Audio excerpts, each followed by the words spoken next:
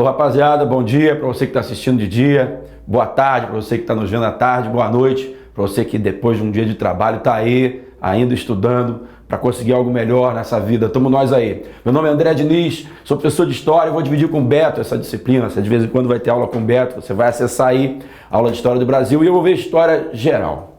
Se você me perguntar como começaram todas as aulas de História da minha vida, eu falaria com a linha do tempo. Para alguns a sensacional, para outros a maldita linha do tempo. Você sabe que eu tive uma professora quando eu era da universidade que mandou todos nós desenharmos uma linha do tempo, com todos os detalhes. Nós passamos mais ou menos uns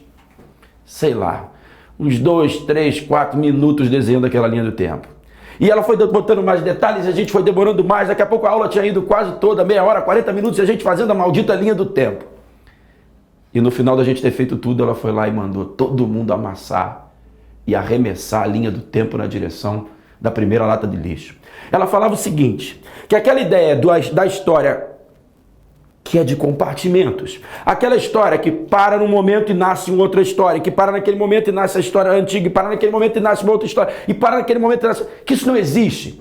Que a história é feita de indas, de vindas, de construções, de desconstruções. A partir daquele momento eu comecei a ter certo ódio da tal da linha do tempo, motivado por essa professora. Aí eu comecei a dar aula. Quando eu comecei a dar aula eu percebi o quanto ela estava certa, mas percebi também o quanto de repente ela estava um pouco exagerada. Existem alguns pensadores que falam assim, o homem é filho do seu tempo. E outras pessoas que falam, para você entender melhor as árvores, nada melhor do que conhecer os bosques. André, isso é uma aula de história. Por que falar de árvores e bosques? Simples pra caramba. A tendência, lógico que não é uma regra, não temos regras nessa disciplina, mas a tendência é que as árvores daquele bosque tenham características semelhantes. Às vezes você pode não saber, isso para a prova funciona demais. Às vezes você pode não saber um detalhe daquele fato histórico, mas você conhece o contexto que motivou aquele fato histórico e você já vai eliminando algumas das opções da tua prova. Portanto, a gente vai sim começar hoje com a tal linha do tempo. A gente vai, olha aqui, essa frase sobre árvores e bosques, para você entender a frase como ela foi escrita mesmo, ela foi escrita por um sociólogo chamado Emir Sader, que ele fala, conciliar uma visão das árvores com o panorama geral do bosque onde cresceram. Ou seja, entender que aquela árvore tem as condições que foram oferecidas por aquele bosque. Aquela árvore cresceu com aquelas condições hídricas, de solo, de vegetação, de clima. Assim fica mais fácil da gente entender as árvores a partir do momento que a gente conhece os bosques onde elas estão. As árvores são importantes e os bosques é que tecem as características dessa tal árvore. Durante muito tempo se fez uma divisão disso. Se falou, aqui começa a história. A invenção da escrita é o que traça a divisão entre a pré-história e o que chamamos de tempos históricos. Isso é uma visão um pouco conservadora. Hoje em dia costuma-se deixar muito claro que a pré-história faz parte da história. Por quê? Porque ali o ser humano já estava construindo o mundo que temos hoje.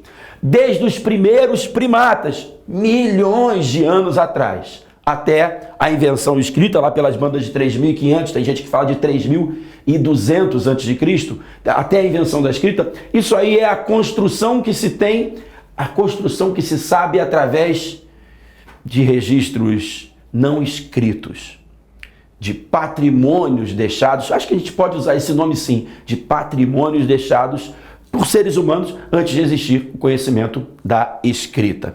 Até lá pelas bandas do ano 2 milhões antes de Cristo, a gente ainda não fala muito de paleolítico, porque os utensílios são muito rudimentares. O ser humano ainda está naquele processo de evolução que a gente vai trabalhar, inclusive, na próxima aula. Depois, a gente percebe o ser humano no início do estágio de evolução, com utensílios de pedra lascada, depois, aumentando, acelerando esse processo de evolução com utensílios de pedra polida, depois ele conhece os metais, começa a saber fundir metais, até que se inventa a escrita.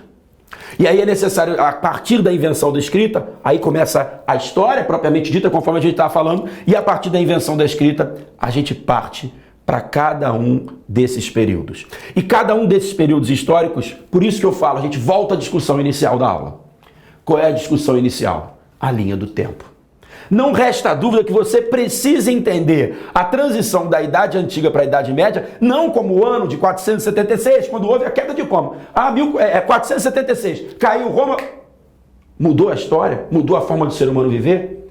É por isso que aquela antiga professora dizia que a gente tinha que rasgar a linha do tempo, para entender que as construções, as desconstruções, são feitas vagarosamente. Enquanto esse mundo está entrando em declínio, um outro mundo está se construindo. Então aqui no meio não há necessariamente um processo de ruptura tão brusca assim. Então aqui você tem uma humanidade com umas características que vão entrando em declínio, uma outra humanidade vai se construindo e vai... Ou seja, ao desconstruir a linha do tempo, a gente perceber que ela é muito mais sinuosa do que reta desse jeito. Entretanto, eu acho que é legal a gente saber as características de cada época, porque as características de cada época nos fazem entender melhor os acontecimentos de cada época. Ok? E o ser humano, conforme a gente já trabalhou também, vai deixando patrimônios, vai deixando registros, não escritos ou registros escritos para a gente conhecê-lo melhor. Era a forma que ele tinha de viver, mas a gente acabava conhecendo melhor. A gente costuma dizer que quando o ser humano deixa vestígios, a gente chama de patrimônios. E esses patrimônios da humanidade podem ser patrimônios materiais ou patrimônios imateriais. André, o que seriam patrimônios materiais? Algo muito mais concreto do que abstrato. Seja as construções, os livros até deixados, as construções, e não se pode deixar de ter na cabeça também que a própria natureza é um patrimônio histórico, porque nos dá indícios de como se construiu a história por ali. Então o patrimônio material, ele pode ser um patrimônio natural ou ele pode ser um patrimônio criado pelo homem. O patrimônio natural nos faz entender por que o homem fez daquela maneira, e o patrimônio artificial criado pelo homem, ele tem algo de mais interessante, que ele faz nos faz ver um pouco como aquela sociedade vivia.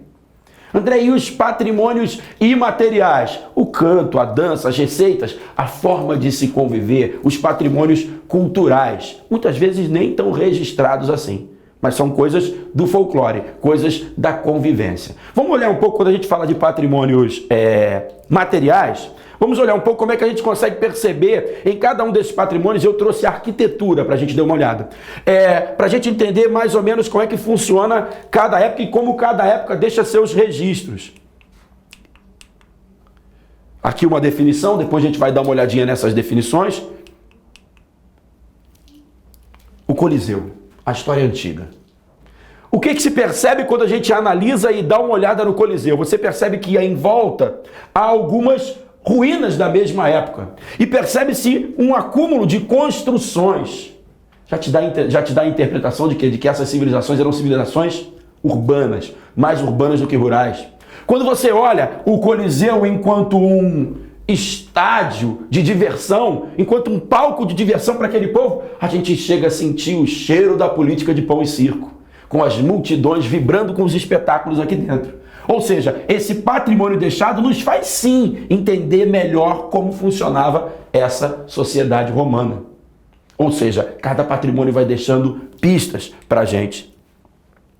Isso já seria um patrimônio do outro período, naquela periodização, na Idade Média.